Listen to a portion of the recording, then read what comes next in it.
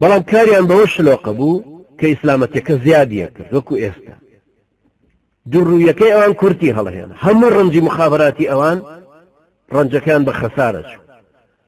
چکە وعدی خوای گەورەیە کە فەرمێ الذين ينفقون أموالهم ليصدوا عن سبيل الله فسينفقونها ثم تكون عليهم حسرة ثم يغلبون ثم إلى جهنم يحشرون ليميز الله الخبيث من الطيب وای پەروەردگارە فەرمێوانەی کە کافرن سەرۆت و سامانەکانیان ڕەنجی زۆریان هەمووی سەرفەکەن لەبەر خاتری ئەوەی کە ڕێ لەبەر بانگەوازی خوایی بگرن بەڵام هەوڵەدەن ماڵەکە سەرفەکەن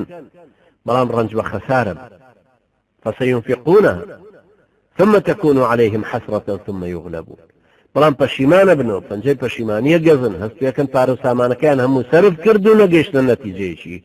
واکە دڵیان پێی خۆش والآخیریشە زاڵە بنەوە بەسەریان یعنی ئەهلی ئیسلام زاڵە بێتەوە بەسەریان جا ئەوان لەو سەردەمە شاوار ئەو ڕەنجە ماندوونە ناسانەیانەدا بەڵام کورتی هەڵەهێن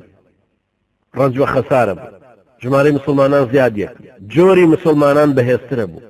دەسەڵاتی ئیسلامی بە هاوپەیمانەتی تیرە هۆزەکانی تری دەوروبەریان بەهێزترە بوو ئەوان لەو لاوە شیرازەیان لێگە پسە لەم لاوە مسلمانان بە تیرە و هۆزەکانی ترکە مسلمانە بوون بەهێزترە بوون متمانیان بە ڕیزی خۆیان زیاترە بوو بە هاوپەیمانەکانیان لە قوڕەیش ئەوان لاوازە بوون دڕدۆن نەبوون لە جوولەکەکان ئەمان لەم لاوە بەهێزترە بوون بە قەبیلەکانی